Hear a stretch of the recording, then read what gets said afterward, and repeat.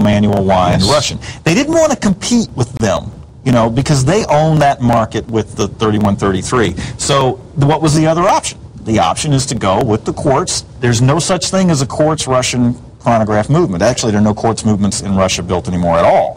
So the logical thing to go with was this workhorse of the Miyota top-of-the-line OS2 quartz chronograph. So you get all, but make it clear though, this is not like this was just suddenly the watch is built in Japan or something. You know, this, everything else is still done in, all the movements. They're importing all the movements. It's still hand-assembled in Lithuania. It's still the same watchmakers. It's still the same designers. It's just that this now you've got, you know, and if another thing about it, if you want the quartz accuracy, you know, and you want to have the chronograph functions, but you want the styling that Vostok Europe brings you. One of the things I do like about the way... It makes it look beefier with the pusher. I know, and I like the way on this particular dial that the plane image is just resting right on top of the three complexes of the chronograph. There it is, right there. It's a little harder to see in our shot here, but it is there. The chronoplan is there with it's 8 engines, if I'm correct. Yes. Huge, massive plane. I forgot the horsepower that was. Yeah, if you go to if you find me on Facebook, I've got video of the plane flying back and forth. That's right, you do. And it's pretty cool to watch. I mean, this is one of the, honestly, if you were in front of that machine, you'd be scared, you'd be terrified. It is a monster of an airplane. Monster of a machine. Now, this is going to give you all the benefits that the automatic version did. The only difference is the movement. You're still going to get tritium tubes. 200 meters. Right.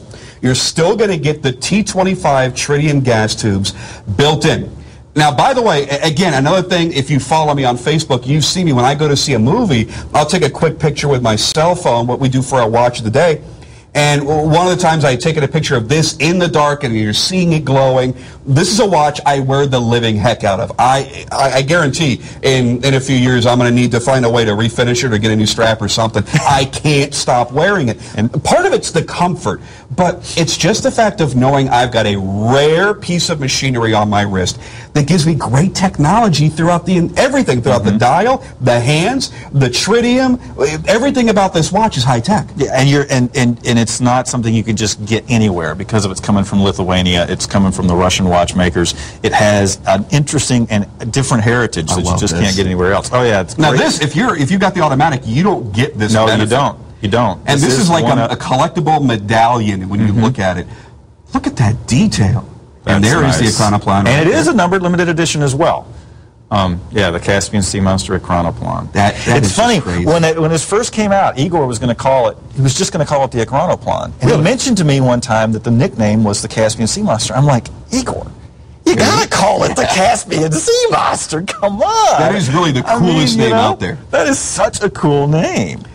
You know, I've been in love with the Russian and Eastern European timepieces for many years. Many of you watched me years ago airing them. We go back on these watches, Jim, you and I? And I used to order from Craig right when his website first got started, actually, long before I ever came to Shop NBC.